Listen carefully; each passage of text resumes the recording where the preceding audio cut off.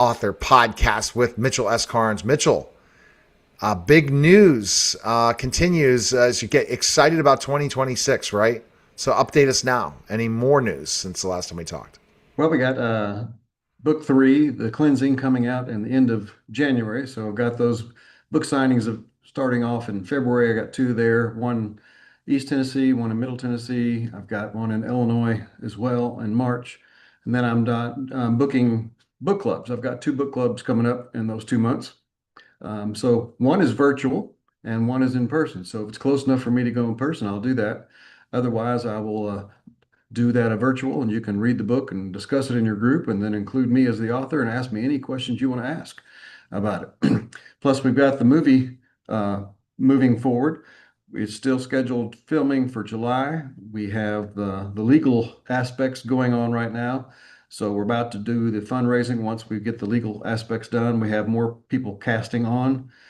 And so it's getting there. I looked at the person who's going to be the casting director, and she cast for The Help, lots of movies The Green Mile, several of those movies like that. So I'm excited that we've got that level of casting, and hopefully we'll get those actors and get forward. Exactly. And you're saying in probably the spring, or when are they thinking of 2026 or fall, They said summer? a year, yeah, year from. So film in July and probably the following June. And Wonderful. that all depends on who picks it up. I know we are going to do at least a one theater so that those who are in it can see the pilot, and I'll come to kind of a preview for that.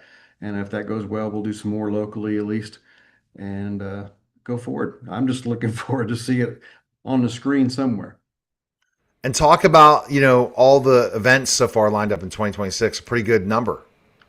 Yeah. I've got at least two for each month so far going through June. I'm welcome and open for more of those, especially the virtual ones. That's new to me, but if you want to have a book club and you want to do that virtually, you can put me right there in your book club anytime. Wonderful. Let's talk also, I guess, so let's talk about book three a little bit. Give me some, Okay. what should we expect without giving anything away? Right. For those who've read the first two, you know at the end of book two, there's a surprise. Well, this surprise carries on, and I don't want to give that, but it's becoming a personal challenge, almost like well, in fact, we talk about this, a Moriarty to the Sherlock Holmes. Of course, she's not yet to that level of Sherlock Holmes, but it's that counterbalance of someone who thinks they're the yin to the yang and her equal and opposite. And so that carries on throughout the challenge. And so there are several levels of the challenge. She's got to figure out why they're killing, because this becomes a killing spree as opposed to the singular events that I've had earlier.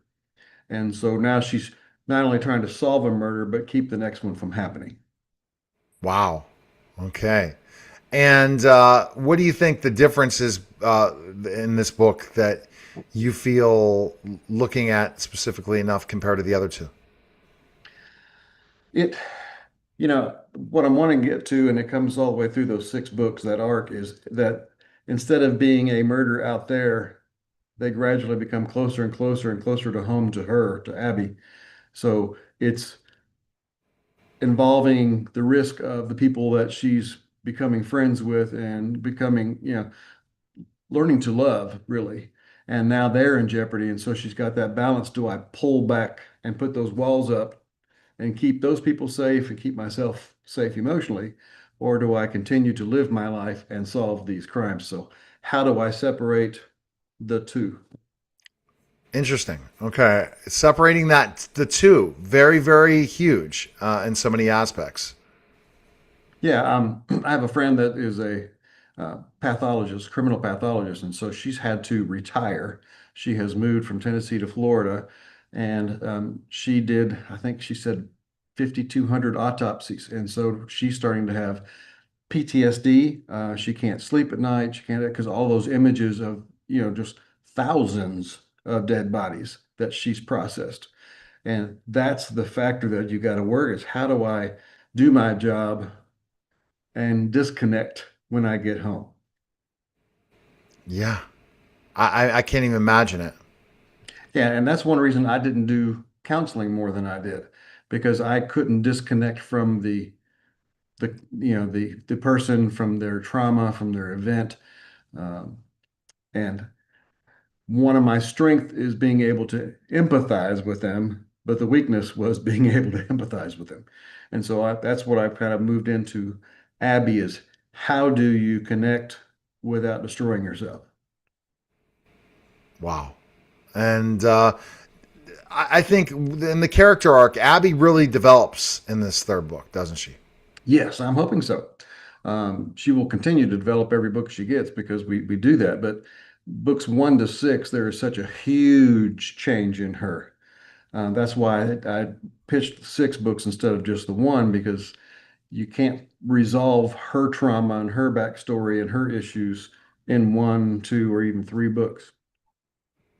All right. And what else? Latest news with you as a writer? You still cranking away for book 4? Yeah, still cranking away, and have some personal injury with, you know, broke 2 bones in my spine. One's just a hairline fracture, and the other one is a compression fracture. So I'm dealing with that and sitting down, which is what I do mostly with my everyday job.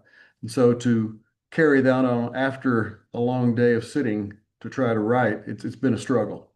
And then, of course, if you take any pain medication where it numbs your body, it also ends up numbing your mind some. And so it's been hard to trudge through there. But I'm told, 4 to 6 weeks I'll be healing and good.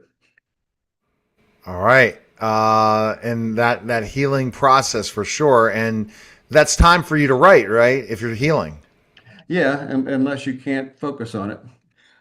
So I've been spending a lot of time on a heating pad on my back. And when you're looking at book 4, Mhm. more and more you're seeing it as a movie, right? You talked about this before. Yeah, and I'm having a hard time, and it may not be a bad thing, but um, disconnecting the actor and actress who are playing them from the ones I'm writing. And so I'm now incorporating kind of their mannerisms and their strengths. Sam, who the actor's doing that, is Phil Vassar, is a great singer, artist, and writer song in the uh, country writing and country singing here in Nashville. So I know in the film versions, they're incorporating his music into Sam's character, that becomes his way of blowing off steam when he gets off work. And so we're going to start probably incorporating that in the books as well.